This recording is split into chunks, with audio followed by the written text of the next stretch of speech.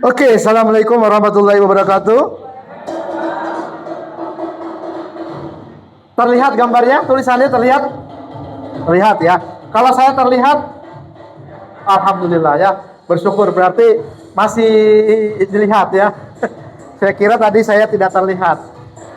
Oke, Bapak Ibu semua, perkenalkan tadi itu profil saya. Ya, nama saya Taufan Dibri Zalil. Saya dari Balikpapan. Ini nomor WA saya. Ya, ini nomor WA saya. Dan profil media sosial ya. Oke, saya perlu perkenalkan lagi sedikit. Ya, ini profil saya seorang certified ya, karena ini adalah dalam rangkaian juga Magnet Rezeki. Kemarin saya berada di Palopo selama 2 hari mengadakan kegiatan seminar dan training Magnet Rezeki bersama guru saya juga Ustadz Nasrullah. Bapak Ibu ada yang pernah tahu atau mengenal ilmu Magnet Rezeki? Boleh tahu angkat tangannya? 1, 2, 3, 4, 5, alhamdulillah ya. Yang belum kenal siapa? Angkat tangannya. Ya, nanti kita adakan di Pare ya. Biar lebih kenal ya. Jadi bicara magnet rezeki itu ibarat sebuah magnet yang bisa menarik besi ya, besi-besi magnet itu bisa benar. Magnet rezeki ibarat sebuah, kita menjadi sebuah pribadi magnet yang menarik rezeki datang sendiri ya. Datang sendiri, rezeki datang dengan cara Allah ya, seperti itu. Nah, kemudian saya juga seorang certified grounded business coach ya, certified grounded leadership coach, kemudian juga certified NLP, saya juga seorang asesor BNSP, seorang pendamping dan fasilitator UMKM BNSP, kemudian juga seorang certified digital marketing, kemudian juga Steven lisensi, kemudian juga dalam bisnis juga saya punya TK Khalifah Balikpapan dan juga di Samarinda juga ada SMK dan SMP. Kemudian juga bisnisnya di Magnet Rezeki juga ada bisnis emas, bisnis dinar ya. Tadi sudah disinggung oleh Mas Sukman.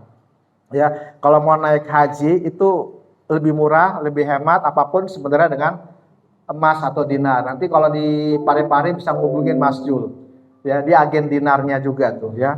Dinar yang paling tertinggi ada 10 dinar. Kemudian juga saya seorang penulis buku. Bapak Ibu, siapa di sini yang udah pernah ke Balikpapan? Banyak ya. Masya Allah. Siapa di sini yang pengen ke Balikpapan? Siapa di sini yang pengen ke Balikpapan hari ini? Ya, pasti kita akan balik ke Balikpapan. Siapa di sini yang nggak pengen balik ke Balikpapan? Angkat tangannya. Yang nggak pengen ke Balikpapan, kembalinya nanti. Nggak ada yang pengen. Ya berarti nanti dilarutkan di laut, dibakar dan lain sebagainya. Pasti insya Allah kita akan kembali ke Balikpapan. Ada yang mau, ada yang nggak mau? Pasti mau ya. Ini kalau sudah siang-siang ini sudah jam-jamnya tidur ya. Semoga jangan tidur dulu lah. Kalau pingin ajaib jangan tidur. Walaupun kadang-kadang saya suka ajaib. Tiba-tiba saya bisa hilang. Gitu. Begitu saya ngomong pelan-pelan tuh suara saya terdengar dengan pelan ya. Makin pelan, makin pelan, makin pelan. Makin gak terdengar akhirnya suara. Dan tiba-tiba saya hilang. Ya, yang terdengar. Gitu ya. Oke ya, senang dan bahagia sekali Bapak Ibu saya bisa hadir di kota Parepare. Ya, kota ini penuh sejarah buat saya, walaupun saya tidak pernah membuat sejarah di sini. Maksudnya orang tua saya ya dari Parepare, orang tua saya tuh sebenarnya kemarin ke Majene, kelahiran Majene, besar kecilnya itu di Parepare, ya. Dan saya belum pernah melihat orang tua saya, maksudnya bapak saya, belum pernah melihat bapak saya ketika beliau meninggal di umur masih usia saya 1 tahun sampai sekarang, ya. Jadi saya anak bungsu, dibesarkan oleh seorang ibu single fighter, ya, alhamdulillah. Tapi saya bersyukur sekali. Jadi buat saya ini Parepare ini kota yang bersejarah, ya. Ini alhamdulillah. Saya sudah 2 kali sebenarnya, walaupun beberapa kali sih singgah, tapi sudah 2 kali benar-benar berada di kota Parepare, ya, di tahun 2022, 2023, ya. 2022 ya, yang BA1 ya. Iya, benar ya. Iya, alhamdulillah. Senang gitu, ya Allah, gitu, aku senang banget. Akhirnya apa yang saya impikan gitu, apa yang saya inginkan itu Allah wujudkan. Begitupun ketika saya ingin suatu saat saya ingin dia melihat tanah kelahiran bapak saya gitu ya di kota Majene. Dan Masya Allah, Allah izinkan dengan caranya Allah ya. Mas Lukman ngajak, ayo Van ya ada kegiatan di Majene. Alhamdulillah ya, seperti itu. Sama di Parepare juga ya, alhamdulillah saya senang banget dan bahagia sekali bisa bertemu dengan Bapak Ibu semua di hari ini ya. Hari yang penuh bahagia buat saya. Oke Bapak Ibu ya, kita lanjut. Nah ini saya paling suka nih quote saya ya. Menjadi kewajiban wajib buat saya untuk menyampaikan satu ayat kebaikan. Ya, walaupun diri ini belum baik dan belum sempurna. Saya terinspirasi dari hadisnya Nabi, sampaikan walaupun satu ayat. Nah, sama dengan kegiatan di hari ini, saya ingin menyampaikan terkait dengan betapa luar biasanya kita sebagai umat Muhammad tuh dimudahkan, dimuliakan benar ya. Saya ingin berbagi saja sharing terkait miracle of umroh, terkait dengan umroh. Ya, kalau Bapak Ibu paham terkait dengan umroh, saya hakul yakin akan pasti berkali-kali akan mengusahakan umroh untuk berkali-kali. Ya, jadi izinkan saya untuk sharing dan kewajiban saya untuk menyampaikan. Ya, walaupun saya ini tadi saya katakan saya ini belum sempurna dan juga belum baik ya. Dan Allah menutupi segala aib-aib saya di dalam Bapak Ibu semua. Jadi please nanti jangan panggil saya Ustadz ya. Saya bukan seorang Ustadz, saya murni seorang trainer. Teman-teman kadang manggil saya seorang coach. Walaupun sebenarnya coachnya itu adalah untuk bisnis saya, untuk di keluarga saya sendiri. Dan ini keluarga saya.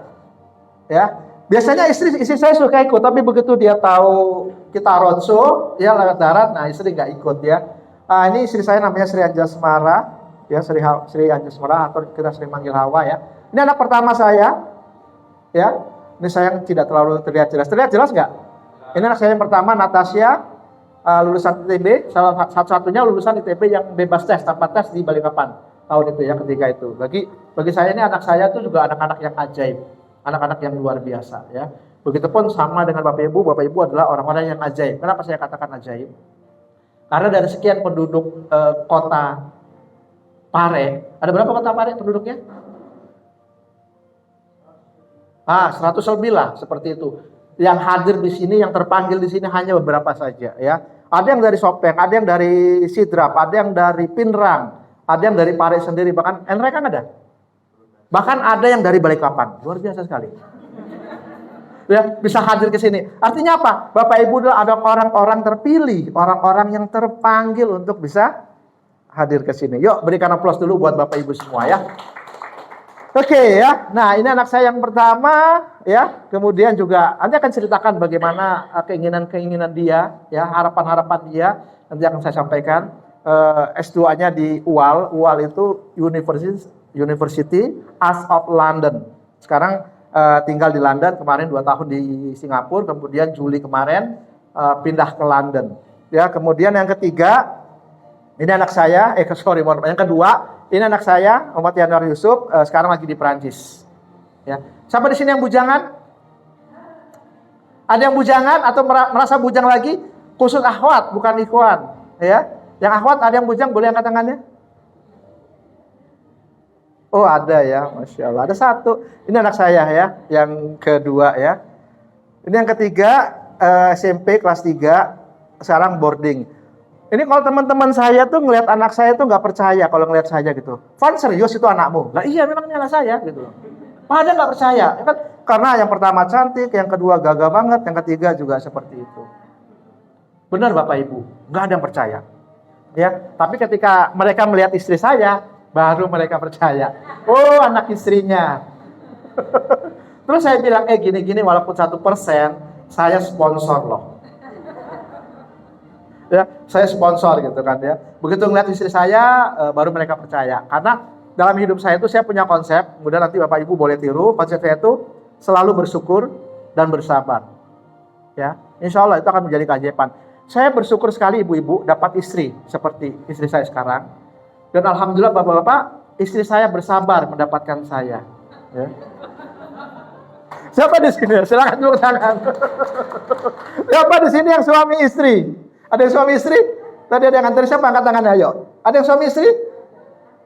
Ada yang hadir barengan suami istri? Nggak ada. Oh ada. Mana suaminya? Oh di luar, nggak dengar dia ya. Ya bersabarlah suami ya. Oke lanjut. Ya. Nah kita akan bicara tentang the miracle of umroh. Apa sih the miracle of umroh itu? Bicara the miracle of umroh itu bicara tentang keajaiban. Ya.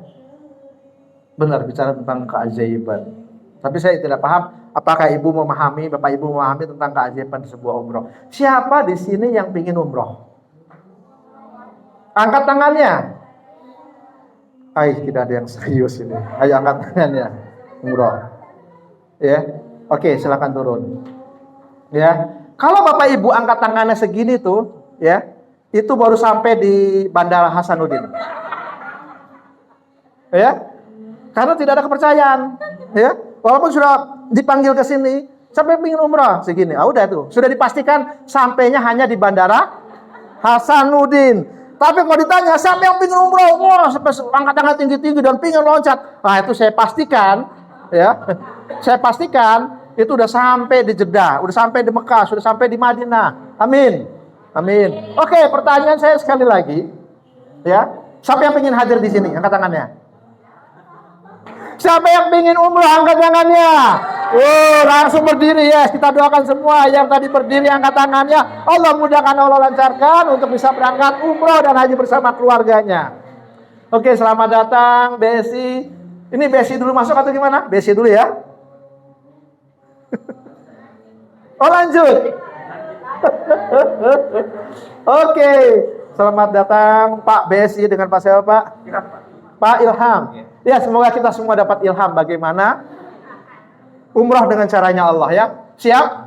Mumpung ada Pak Ilham di sini ya.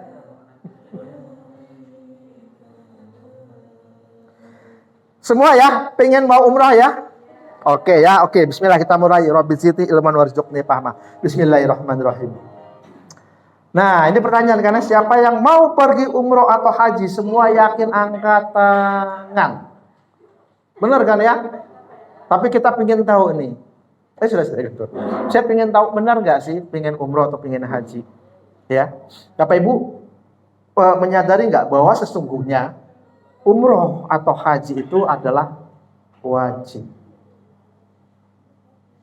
Ya, sebagaimana kita umat Muslim wajib mengucapkan syahadat. Setelah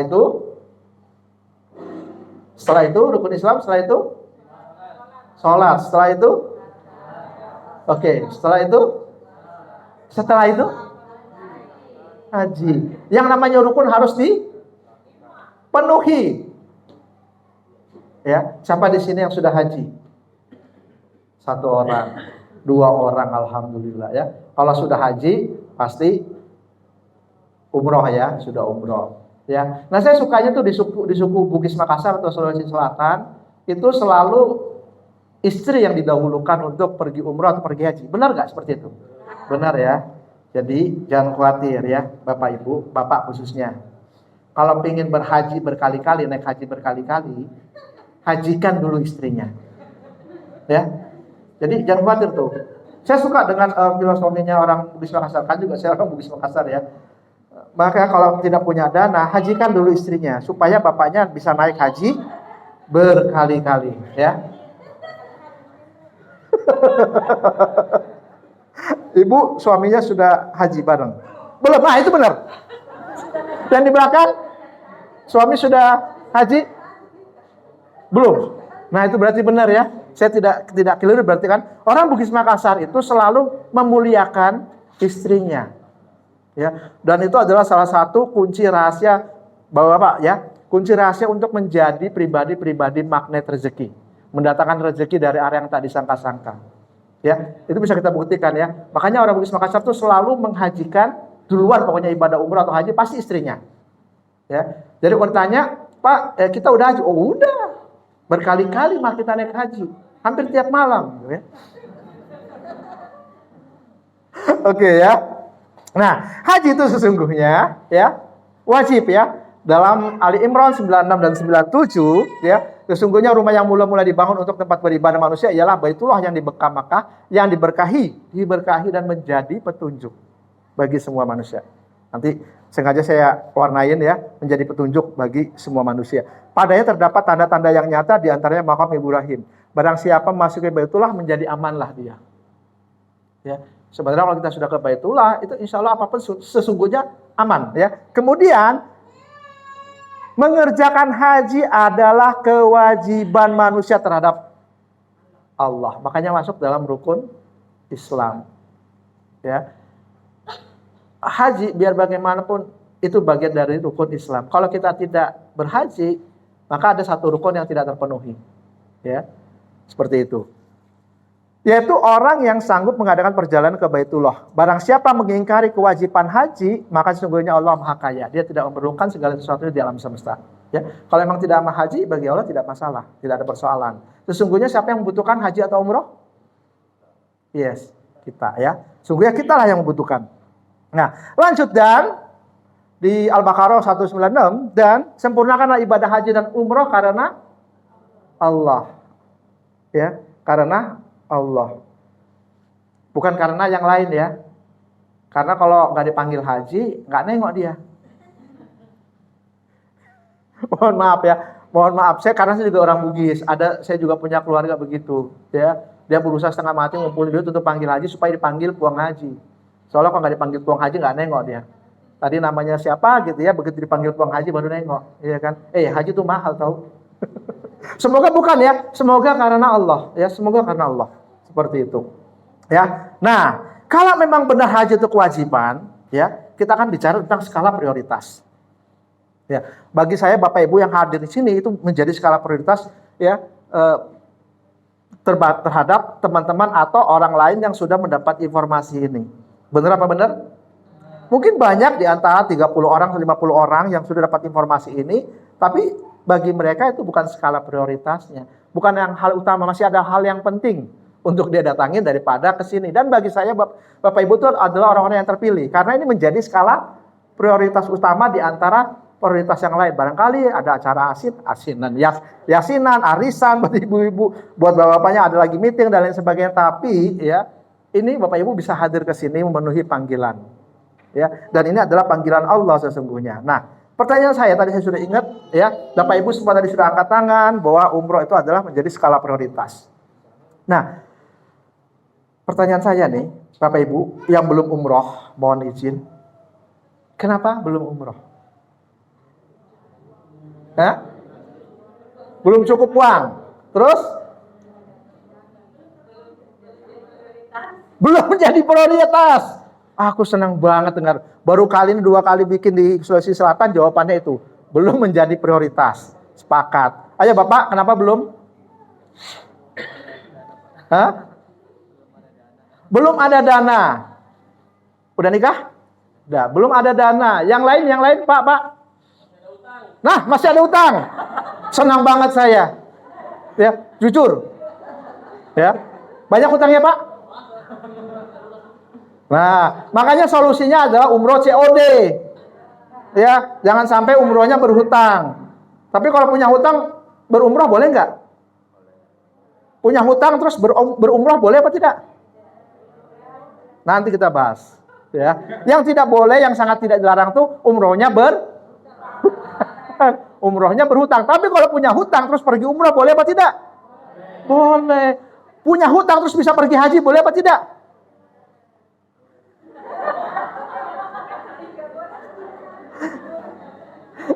Nanti akan terjawab ya, seperti itu. Supaya nanti mindset Bapak Ibu tuh bisa berubah, ya, bisa akan berubah nanti terhadap umroh atau haji dan hutang. Oke, jadi pertanyaan bukan skala prioritas. Nah, memang paling banyak, ya, kenapa bukan menjadi skala prioritas? Biasanya alasannya tidak punya duit, benar ya? Biasanya tidak punya duit. Kalau uang ada? Ada. Kalau uang ada, duit tidak punya. Alhamdulillah ya.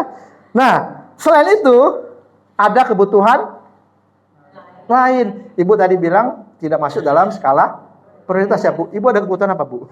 Kenapa tidak umroh? Gak apa, kita diskusi saja, ngobrol santai saja, ya. Gak usah malu-malu seperti Bapak di belakang. Masih punya hutang, nah, jujur dia, ya. Seperti itu nanti supaya hutangnya juga akan Allah selesaikan. Amin. Amin, ya. Mudah itu menyelesaikan hutang ya. Ada kebutuhan lain, berarti tidak menjadi skala prioritas. Siapa di sini yang masih bujangan? Oh, 1 orang. Mana tadi yang bujangan? Lah, ada 2, ada banyak. Ya Allah ya Rabbi. Nggak lihat anak saya yang kedua, cakep loh. Kuliahnya di Prancis. Ya. Satu pingin jadi menantu. Ya. Oke, siapa di sini yang bujangan? Angkat tangan. Iya. Oh iya. Pingin Kak kita menikah? Iya, jangan ikutin Mas Lukman ya. Si bujangan. Yang cowok, siapa di sini pingin nikah lagi? Mumpung nggak ada istri. Ya, jadi istri nggak tahu. Ya. Tapi laki-laki bugis itu paling takut sama istri ya. Tapi kalau istrinya diganggu, paling berani dia maju duluan ya. Seperti itu, benar-benar. Oke, ya. Pasti biasanya tuh bukan skala prioritas ya. Contohnya tadi ya. Kita pengen berumah tangga. Ya.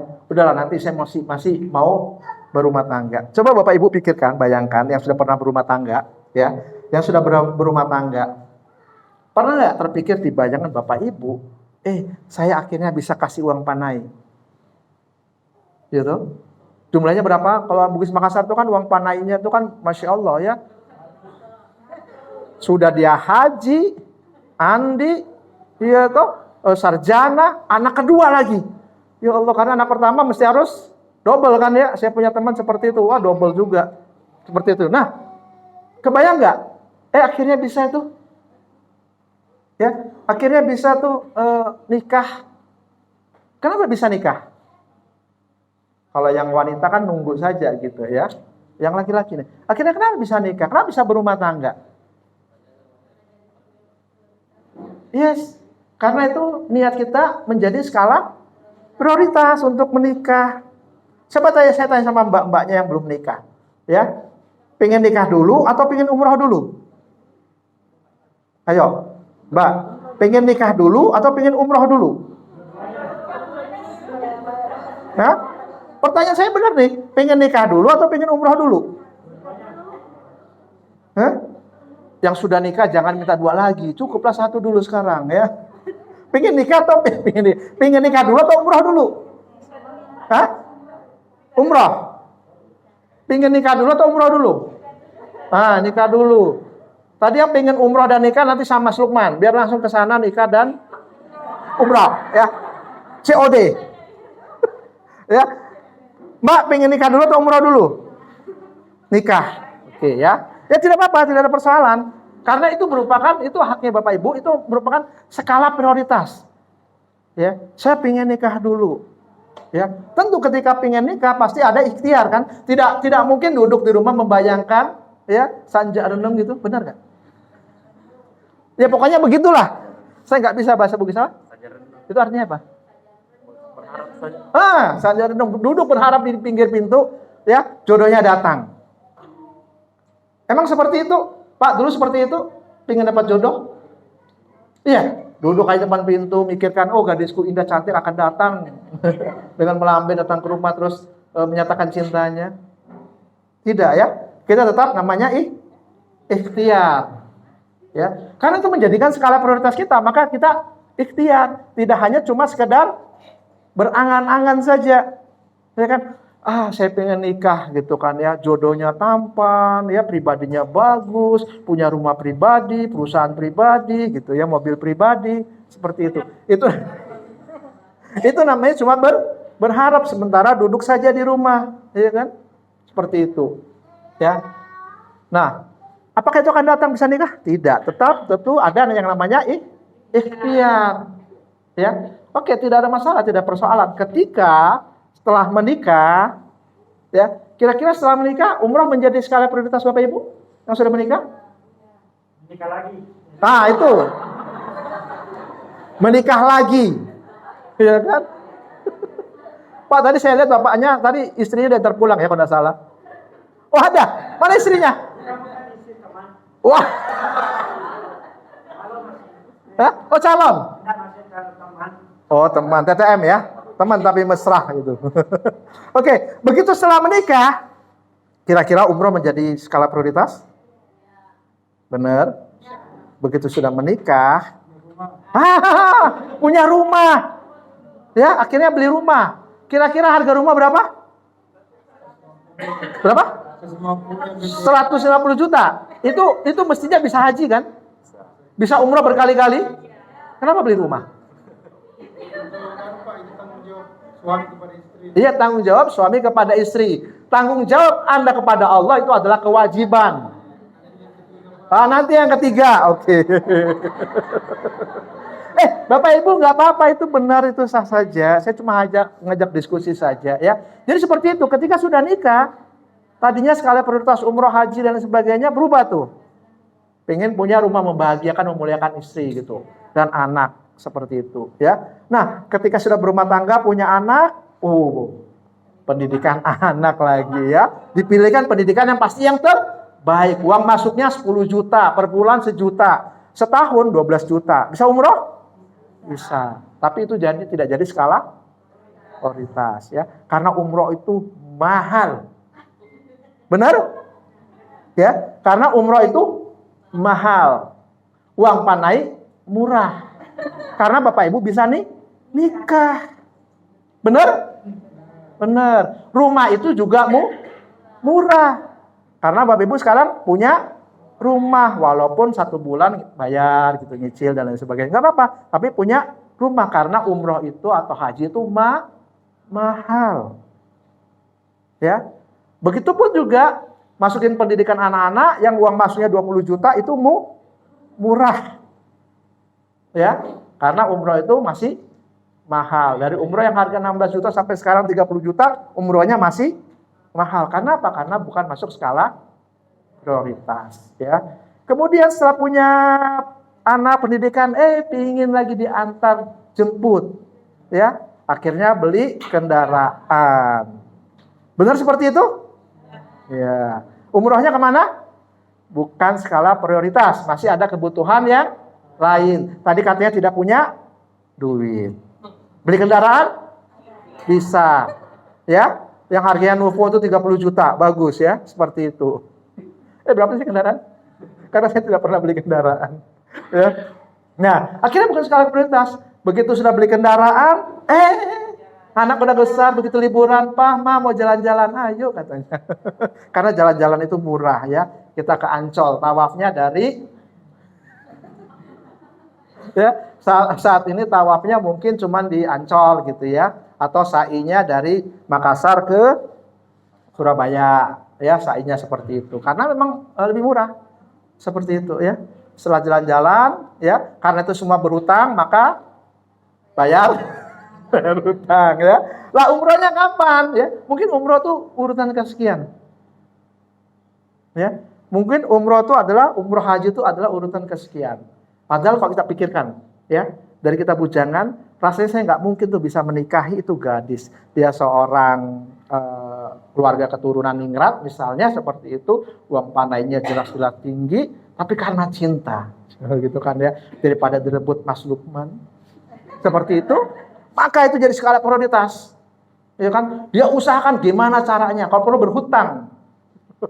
Ya, seperti itu dan akhirnya bisa nikah. Ya kan? Kemudian pengen memuliakan lagi istrinya, anaknya, bisa beli rumah. Karena apa? Karena menjadi skala prioritas, ya. Padahal sesungguhnya umrah haji itu adalah kewajiban buat kita, ya. Dan Allah sesungguhnya barang siapa yang mengingkari untuk pergi haji umrah, Allah tidak butuh itu karena Allah sangat kaya, ya. Nanti saya akan lanjut lagi.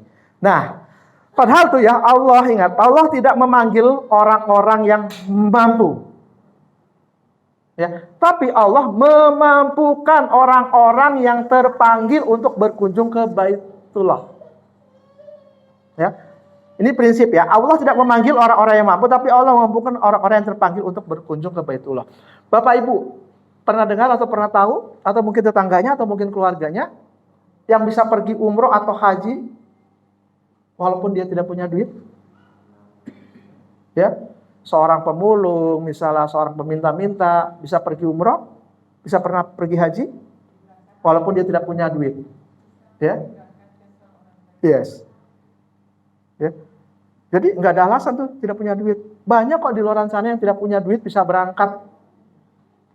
Ya. Dan banyak orang yang punya duit, tapi nggak bisa berangkat umroh dan haji. Ada? Banyak, contohnya yang ada di sini. Enggak, guyon ya. Banyak Bapak Ibu, ya. Ingat, Allah tidak memanggil orang-orang yang mampu. Ya, tapi Allah memampukan orang-orang yang terpanggil. Dan sesungguhnya kita ini yang sudah hadir di sini itu adalah orang-orang yang terpanggil. Ya. Hanya kadang-kadang kita tidak dengar kalau sudah dipanggil. Ya. Seperti itu. Ini bagus nih apa yang disampaikan oleh Ustadz Anan Hataki ya. Kita dengarin ya.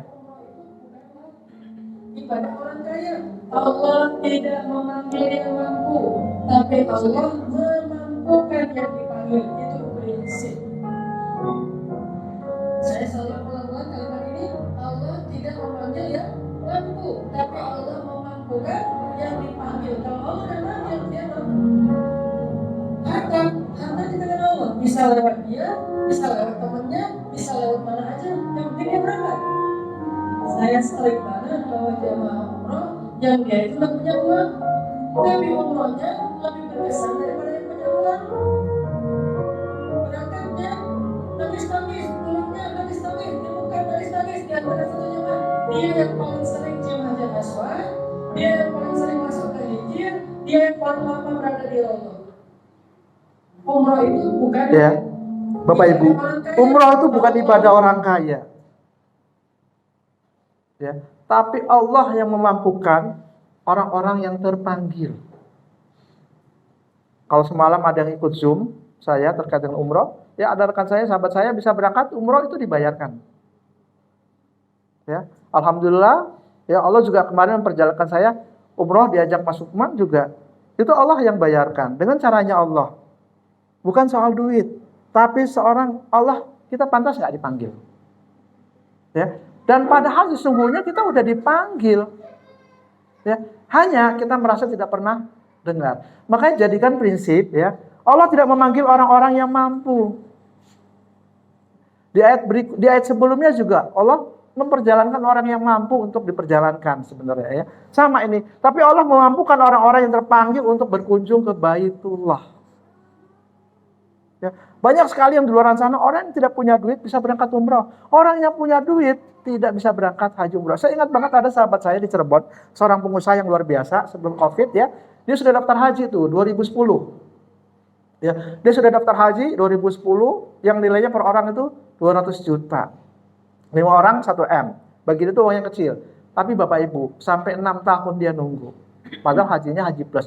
Belum masih mengenal haji-haji furodah gitu ya, haji-haji plus. Nggak tahu, ada saja halangannya, ada saja halangan. Saya cuma bilang begini, Mbak, ya, Mbak, coba deh amalkan yang seperti saya pernah lakukan, gitu ya. Coba deh sedekah. Ketika ada orang pergi haji umroh, coba deh sedekah, ya. Masya Allah Bapak Ibu, ketika dilakukan itu, tahun itu juga saya yakin Mbak, tahun ini juga akan berangkat. Dan benar, tahun itu juga dia berangkat. Seperti itu.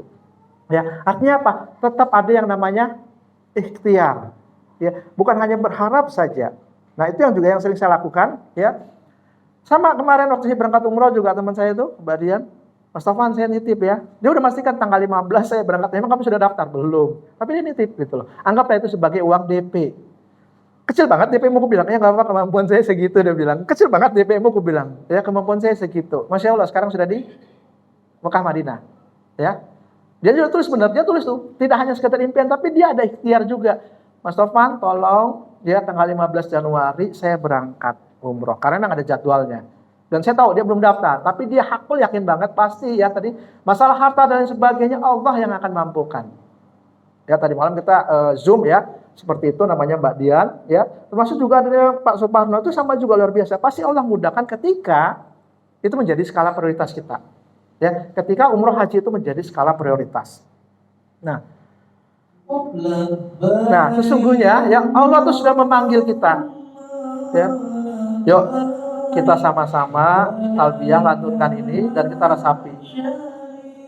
Kala-kala baik innal hamda wa ni'matalak wal mulkalak syarikalak. Lagi yuk.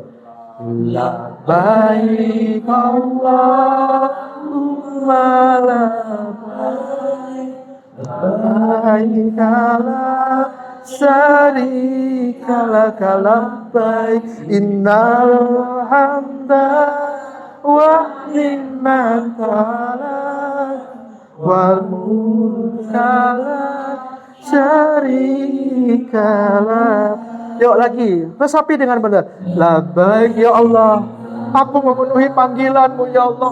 Ya Allah, aku memenuhi panggilanmu. Tidak ada sekutu bagimu ya Allah. Sesungguhnya pujian dan segala kenikmatan hanya milikmu. Dan kerajaan hanya milikmu. Tidak ada sekutu bagimu ya Allah. Dan kerajaan hanyalah milikmu ya Allah. Tiada sekutu bagimu ya Allah. Labbaik Allahumma labbaik labbaik la syarika lak labbaik innal hamda wa ni'matalak wa mulka la syarika lak. Ya Allah, aku sudah memenuhi panggilan-Mu ya Allah. Bapak Ibu, sesungguhnya Allah sudah memanggil kita. Ya Allah, aku penuhi panggilan-Mu. Ya Allah, aku penuhi panggilan-Mu. Ya Allah, tidak ada sekutu bagimu ya Allah. Tidak ada yang lain. Tidak ada skala prioritas yang lain selain aku memenuhi panggilan-Mu ya Allah. Engkaulah adalah skala prioritasku ya Allah. Segala pujian dan segala kenikmatan hanyalah milik-Mu dan kerajaan hanyalah milik-Mu ya Allah. Bapak Ibu, kita sudah dipanggil. Allah sudah memanggil kita. Labbaik Allahumma kalakal baik. Kita dipanggil untuk ke rumahnya. Ya. Allah ingin kita hadir ke rumahnya. Ibarat Bapak Ibu, ya, saya datang ke Parepare, ya. Katakanlah dipanggil saya sama Mas Jul dengan Mas Lukman. Ketika saya dipanggil, ingat, pasti yang manggil itu bertanggung jawab.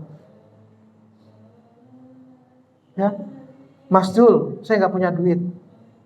Gak apa-apa Mas Taufan, saya yang panggil. Biayamu saya yang tanggung.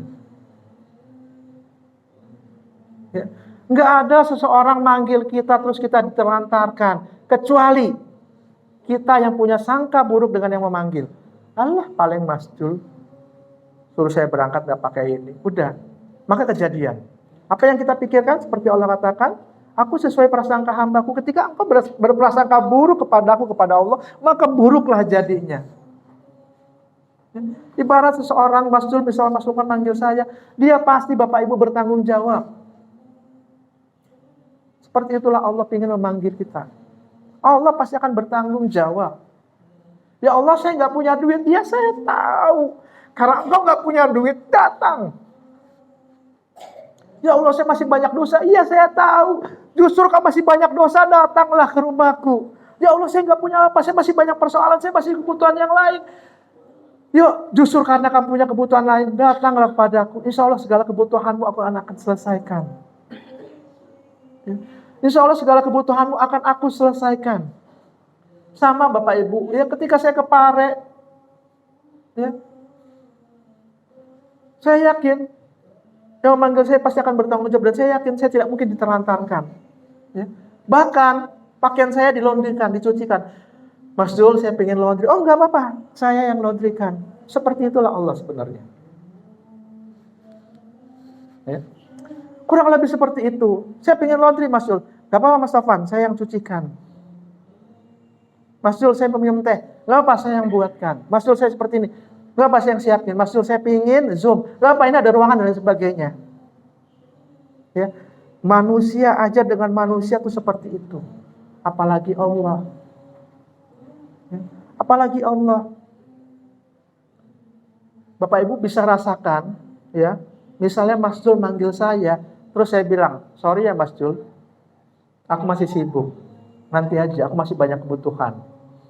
Barang siapa mengingkari haji, umroh, Allah itu maha kaya. Saya nggak butuh tuh. Yang butuh siapa? Yang butuh kita. Labbaik Allahumma labbaik. Ya Allah, aku penuhi panggilanmu. Ya Allah. Ya Allah, aku penuhi panggilanmu. Tidak ada sekutu bagimu. Ya Allah, nggak ada yang lain. Nggak ada prioritas yang lain. Karena kita tahu, yakin Allah udah manggil. Ya, ibarat seorang anak, orang tua ke anak yang manggil anaknya, ya kesini nak, apapun persoalanmu, ibu, ayah bantu. Allah itu seperti itu.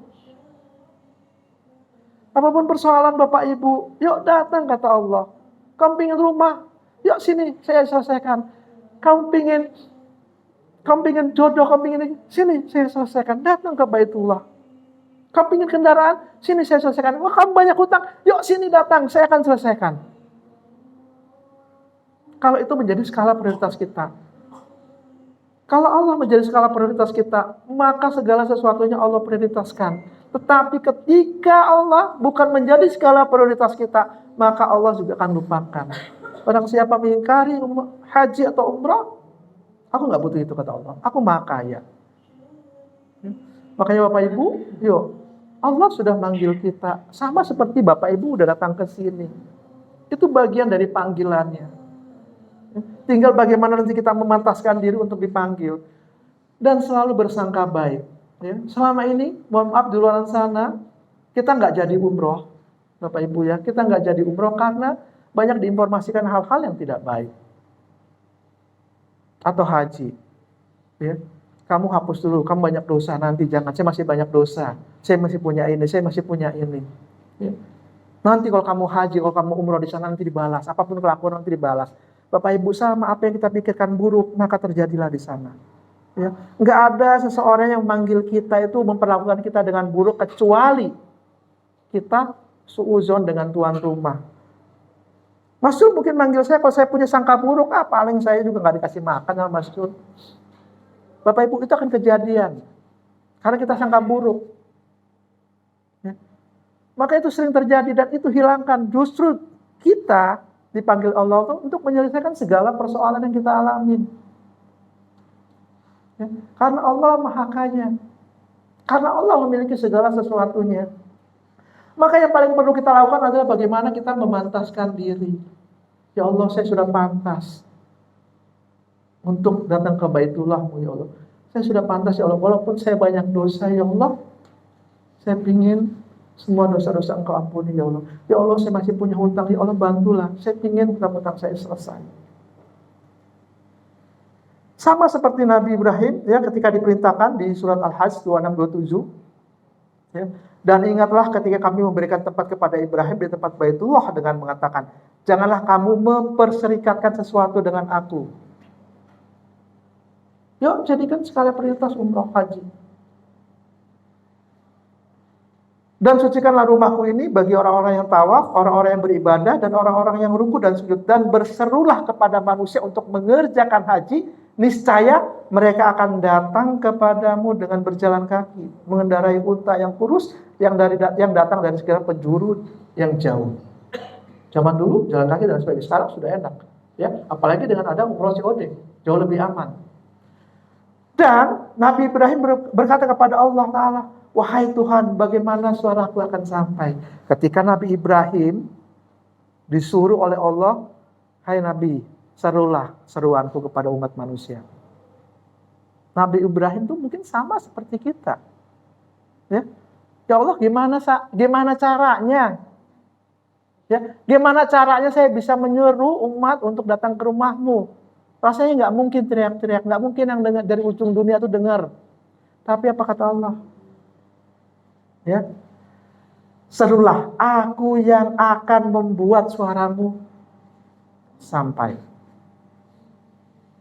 Serulah, maka aku yang akan membuat suaramu sampai. Maka Allah hanya memanggil orang-orang yang mampu, yang terpanggil, bukan untuk orang yang mampu, orang yang kaya, tidak. Ya, nanti kita bisa melihat di ayat berikutnya. Maka ketika itu, ya, Nabi Ibrahim langsung memantaskan diri. Yes, saya bisa. Yes, saya mampu karena ada Allah yang akan menyerukannya. Maka ikhtiar Nabi Ibrahim apa? Dalam satu riwayat, ya, Nabi Ibrahim naik ke bukit, ya, naik ke gunung Kubais, ya. Pada riwayat lain, beliau menggunakan batu yang kini menjadi makam Ibrahim. Ya, kalau Bapak Ibu sudah pernah umroh atau belum pernah umroh, atau di Baitullah itu ada nama makam Ibrahim, jejak kaki Nabi. Ya, sehingga Nabi Ibrahim berikhtiar, dia naiklah ke gunung Kubais. Ya, ada ikhtiarnya karena dia yakin nanti Allah yang mampukan, bukan berarti dia cuma duduk-duduk, tidak Bapak Ibu. Dan dia serulah umat manusia. Dan janjinya Allah tepat, janjinya Allah selalu benar. Ya. Nanti Allah lah yang bantu akan menyampaikan suara tersebut. Dan panggilan itu udah sampai ke kita. Wahai sekalian manusia, ya, telah diwajibkan kepadamu menunaikan ibadah haji ke Baitul Atiq. Maka sambutlah perintah Tuhanmu yang maha agung. Ya. Labaik Allahumma labaik. Ya. Telah saya penuhi panggilanmu ya Allah, telah saya penuhi panggilanmu. Ya. Maka kita penting sekali memantaskan diri, ya. Sesungguhnya rumah yang mula-mula dibangun untuk tempat beribadah manusia ialah Baitullah, ya. Barang siapa memasukinya Baitullah menjadi amanah dia. Mengerjakan haji adalah kewajiban manusia terhadap Allah, yaitu bagi orang yang sanggup mengadakan perjalanan ke Baitullah. Ya. Dan kita semua, Bapak Ibu, yang memenuhi panggilannya adalah orang-orang yang sanggup mengadakan perjalanan ke Baitullah. Karena apa? Karena nanti Allah yang menyanggupinya. Allah yang minta, panggillah umatku, hai Nabi Ibrahim, maka suaramu akan sampai kepada mereka. Serulah mereka. Maka mereka yang mendengar panggilanku, menyambutnya dengan labaik Allahumma labaik. Ya Allah, aku penuhi panggilanmu. Ibadah umroh, ibadah haji bukan soal duit, tapi adalah soal kemampuan untuk mengadakan, yang sanggup mau mengadakan perjalanan, yang mau ikhtiar. Bukan hanya sekedar angan-angan bagaimana ikhtiarnya Nabi Ibrahim, walaupun dia tahu dia tidak sampai, tidak mampu, tapi Allah katakan, seru saja. Nanti aku yang memampukan. Ikhtiarnya Nabi Ibrahim, naik dia ke Gunung Kubais. Bukan hanya sekedar. Hingga akhirnya panggilan itu sampailah ke kita. Dan kita sudah mendengar panggilan-panggilan itu. Maka barang siapa yang bisa berangkat, ya, sanggup mengadakan perjalanan ke Baitullah, Allah yang akan menyanggupinya. Ya. Kalau kita jangan dipikirkan biayanya dari mana, bagaimana, Allah yang akan selesaikan. Ya, karena itu janjinya Allah. Ikhtiar tetap.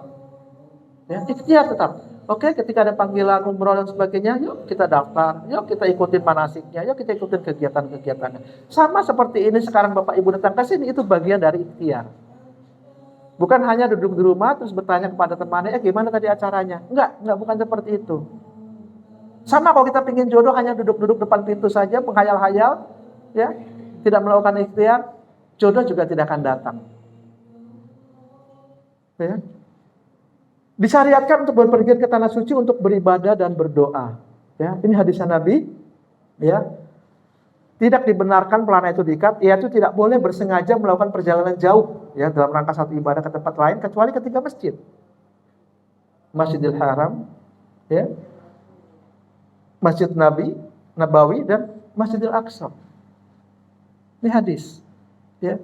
Kalau Bapak Ibu udah pernah jalan-jalan dan belum pernah ke sini, berarti nggak ngikutin sunnahnya Rasul. Ya, karena tadi itu bukan skala prioritas.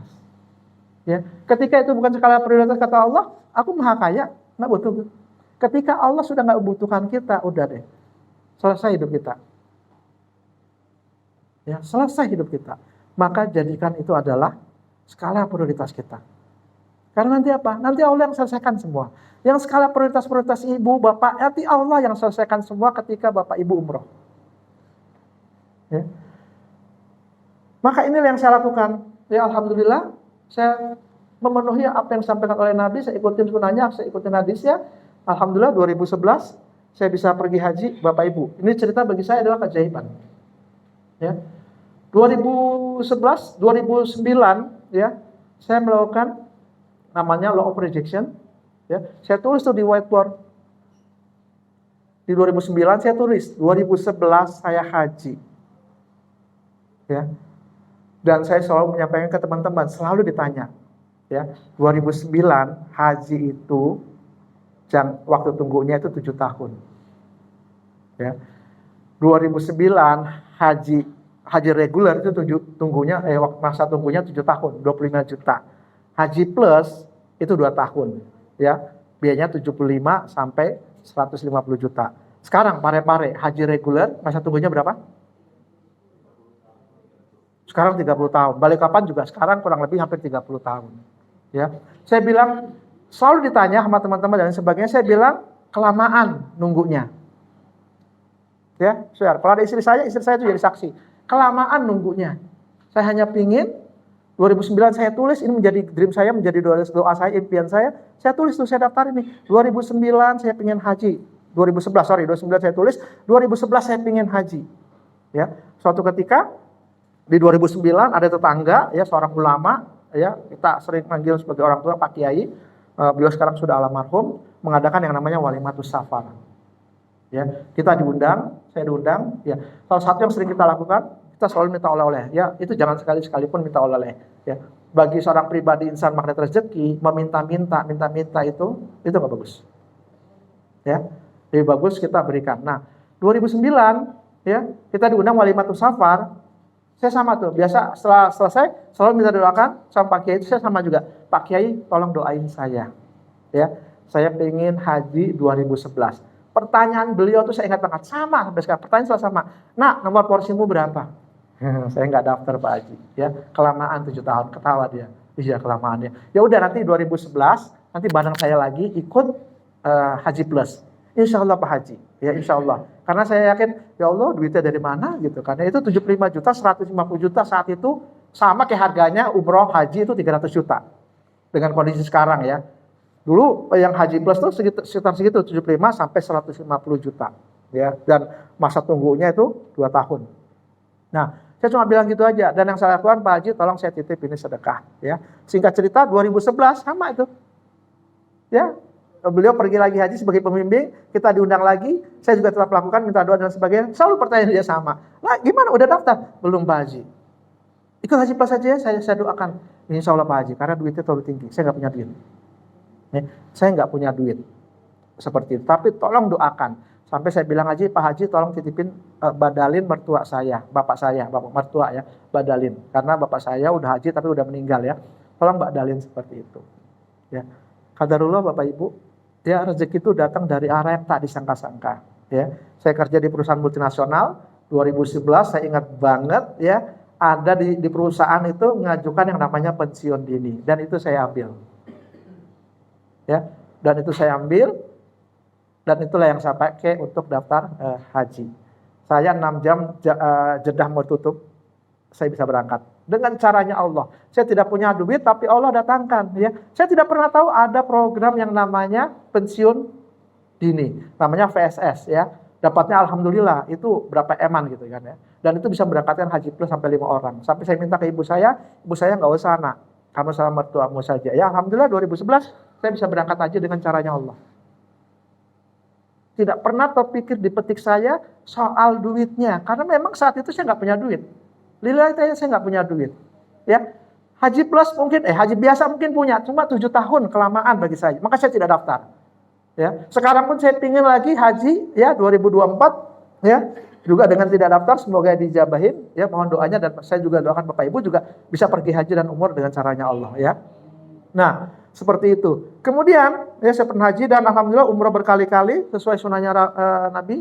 Janganlah engkau berpergian kecuali setelah mengunjungi 3 masjidku, ya. Masjidil Haram, Nabawi dan Al-Aqsa, ya. Nah, ini umrah yang terakhir, ini juga cara yang ajaib ya. Diberangkatkan juga, Mas Lukman terima kasih gitu ya. Saya diberangkatkan juga gitu. Seperti itu. Saya berangkat haji, umroh itu berkali-kali hampir tanpa biaya. Hampir tanpa biaya. Ya. Karena kok alasan kita nggak punya biaya, saya belum pergi umroh atau haji karena nggak punya biaya. Allah mengatakan aku sesuai prasangka hamba-Ku, ya engkau nggak punya biaya. Ya. Tapi kalau kita berprasangka balik, ya Allah, engkau lah yang akan memampukan. Aku memenuhi panggilanmu ya Allah. Aku memenuhi panggilanmu ya Allah. Setiap yang memanggil pasti yang bertanggung jawab. Engkau pasti akan bertanggung jawab ya Allah. Allah akan mampukan kita untuk berhaji atau berumroh ya. 2023 umroh COD ya. Kita buat muhasabah resolusi 1 tahun. Kemudian umroh COD ya. Seperti itu. Jadi apa yang disampaikan Mas Lukman saya rasakan sendiri. Mas Lukman memang beda ya. Fasilitasnya beda. Ya. Bisa ke Jabal Magnet tidak gratis. Ya, bagi kita tidak gratis. Jadi ya kita doakan. Tapi itu dibiayain. Nah, bagi jamaahnya jadinya gratis. Ada biayanya. Tapi bagi jamaah gratis. Bagi travel yang lain yang bukan COD itu berbayar. Dulu saya ke Jabal Magnet itu bayar. Kemudian ke Taif, wah itu bayar itu dulu bayarnya 100 rial saya, ya sekarang dibayarin, maksudnya dibayarin jadinya gratis, ya kemudian bisa umrohnya sampai 4 kali mikot, yang biasanya saya cuma 2 kali, mikot ketiga bayar ya, iya seperti itu, yang sudah pernah umroh atau haji, kemarin diajakin lagi, ayo Mas Topan umroh keempat, bentar Mas, mana aku capek. Ya, soalnya 4 kali ya Allah luar biasa banget. Terus mesti subuh kan kita mesti ngisi kajian ya seperti itu. Alhamdulillah. Nah ini muhasabah dan kajian scale up rezeki di pelataran masjid. Kita belajar bagaimana scale up rezeki, bagaimana menjadi pribadi-pribadi magnet-magnet rezeki. Ya. Ini sudah asar ya. Apa ya kita boleh lanjut sebentar aja. Akhirnya saya sudah pernah ke Al-Aqsa. Ya, jadi 3 masjid itu udah pernah saya kunjungin Bapak Ibu. Ya, 3 masjid sesuai hadisnya Nabi, janganlah engkau berpaya-paya melakukan perjalanan kecuali telah melakukan perjalanan ke 3 masjid. Ketika itu menjadi skala prioritas, ya kita utamakan. Saya tuh dengan istri tuh sukanya jalan-jalan. Saya nggak suka punya rumah yang bagus, nggak suka punya mobil yang mewah. Mobil saya tuh biasa aja, makanya jarang sekali juga beli kendaraan, nggak pernah gitu. Saya nggak suka itu, tapi saya sukanya jalan-jalan. Ya, alhamdulillah Allah izinkan tuh saya bisa keliling dunia. Ya, beberapa tempat bersama istri saya, keluarga saya, bisa juga keliling Indonesia. 2022 saya 2020 sebelum pandemi, dalam resolusi saya ingin bisa keliling Indonesia. Ya Allah, akhirnya saya bisa keliling Indonesia ya, hampir sebagian besar. Yang belum pernah saya kunjungi itu Jayapura sama Aceh. Bukannya saya tidak bisa. Bisa kalau saya pribadi bisa. Tapi saya nggak pingin seperti itu. Saya pingin diperjalankan oleh Allah karena sesuatu. Ya, mulai pelan-pelan tuh Allah pertemukan kemarin ketemu dengan imam masjidnya Jayapura ya. Itu caranya Allah tuh unik banget. Ya, saya tinggal berharap suatu saat diundang ke sana ke Jayapura. Ya Allah, Allah perjalankan. Ya, ke Aceh sudah terjadwalkan bulan Februari. Ya, saya pingin ke Aceh. Ke Aceh sendiri bisa. Ya, tapi saya nggak pingin seperti itu. Ya, saya nggak pingin seperti itu. Sama, saya pingin haji 2024. Ya, dengan caranya Allah. Dengan caranya Allah. Saya berharap juga nanti Bapak Ibu juga sama ya, mengalami hal yang sama. Nah, karena apa? Karena itu menjadi skala prioritas kita. Ya. Ini kita lanjut break atau gimana? Break dulu ya. Oke. Ya kita break dulu. Nanti ini kita lanjut untuk sholat asar bagi mau sholat asar. Nanti sekalian ada break ininya ya. Nanti kita lanjut. Oke, silakan. Ada tepuk tangan sebentar. Tadi itu belum masuk ke intinya. Ini baru masuk ini. Ada pembukaan ya. Oke, kita break dulu. Setelah sholat asar kita lanjut lagi ya. Jadi mau jalan dari dulu. Kita bisa sholat di dalam sini. Ada mau sholat tapi mungkin terbatas tempatnya. Jadi kita bisa gantian. Walaupun ada yang mau ke masjid boleh, tapi setelah sholat langsung balik lagi ya. Nanti kalau di sini ada kafe breaknya.